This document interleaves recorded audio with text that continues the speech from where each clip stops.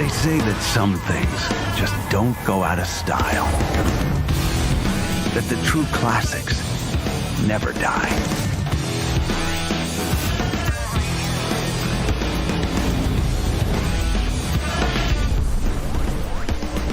Touring, exploration, combat, and now introducing long-haul freight. The all-new Roberts Space Industries Constellation Taurus still does it all. Hell yes! Look at that. Not only do you get new ships in Star Citizen all the freaking time, but they have cool commercials that come with them that you're like, oh, I want to go to there. Yeah, the Connie Taurus. That's, honestly, I wasn't super hyped for the other Connies. The Connie Taurus is one that I'm like, yeah, I think this is hitting me in the, I could be interested in. I like about the Connie, sort of its size. I like the idea of like having a small-ish crew, but still a crew.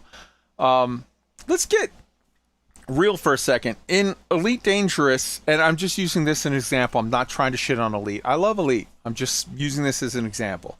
In Elite Dangerous, every ship is a one-person ship. Multi-crew isn't a thing. I mean, yeah, technically, okay, you're in my ship. I get a pip, and you can use an SLF.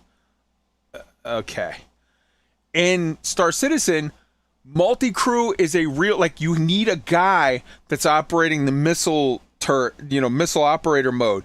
You need somebody in the turrets. You need people doing the things, and it makes your ship actually more viable. 3 people, 4 people working together in a Connie Taurus is going to make it a much more viable ship than if you were to say, like, when's the last time, honestly, Elite players, when's the last time you got together with 4 of your friends to or 3 of your friends to multi-crew in a Type 9 or in a cutter? You don't, because like, oh, I get an extra pip. All right, Never once. it's a different feel, and the idea in Star Citizen where you need, like, that's why bigger ships aren't really sort of pay to win, because a bigger ship is kind of useless and trash if you don't have a crew to properly crew it. So like you sort of, like the idea of a 3-man ship or a 4-man ship, it's a cool thing because you're not flying it by yourself. You're basically playing Firefly. It's you and a group of your buddies, and you got a mission, and you're trying to do a thing, and you're all working together. And I kind of think that's a beautiful thing. And I kind of would love for Elite to take a hint of that and put in some cool functionality in multi-crew. I'm not saying like, oh, Elite is you. I'm saying like, yeah, take the hint. There's a good thing there. Make it. It would be awesome. Let's go around the horn and give everybody a chance to hop in. First, Katie, you were up. Yes, so as you mentioned, then I personally, of the constellation varieties, I like the Andromeda because it's kind of a gunship. But there's a certain size of ship in Star Citizen that are viable both solo and with the crew. And this is what I love about the Constellation and the Cutlass and ships like that, is that you can fly them solo and they are effective, but they become incredibly effective if you have crew on your turrets, if you have a missile operator on the ship. That is in contrast to something like we had an amazing experience that again is such a kind of breath of fresh air from the multi-crew experience you get in Elite with a ship called the Hammerhead this week. For those who aren't familiar, it's a giant warship essentially with like 6 turrets on it, and we had a crew of 7 on the ship, everyone on a turret, and without the turrets, it would be like you say, it would be almost unusable essentially without the crew. You need the crew on board, but you can do cool things like we were engaging all these targets, we were focusing on targets, engaging different targets, and then I was on the top turret, which is arguably the best turret on the ship. But I didn't want to hog that, so I said, hey, does anyone want to jump on? Odaxius, who was in one of the side turrets, was like, yeah, I'll jump on. And you can get out of the turret, you can walk around the inside of the ship, you can go over, meet them at the door of their turret, they come out. It's such an immersive experience. We even had an EVA. We had a little away mission. We got 4 of us, at the station.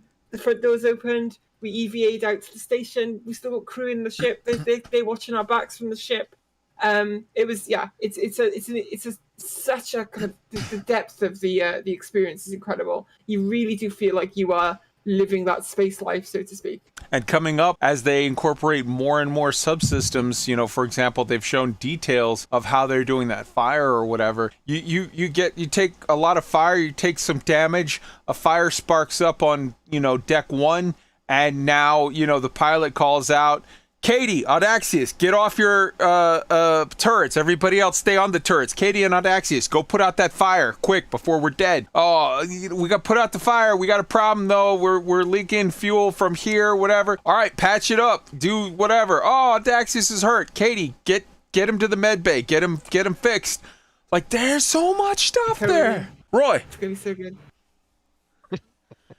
Yeah, it's hard to describe the difference in multiplayer experiences, and it's not just all the cool stuff, it's actually when all the wonky stuff happens too that like hilarity ensues, because you start trying to problem solve.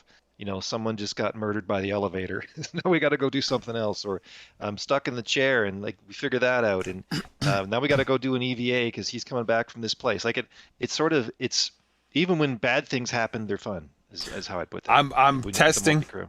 I'm testing my rifle out the back of the ship while some guy yaps at me about No Man's Sky. I got a crime stat. Oh shit, we got to go figure this out. Yeah. Hell yeah. Hell yeah. Patches, you're up.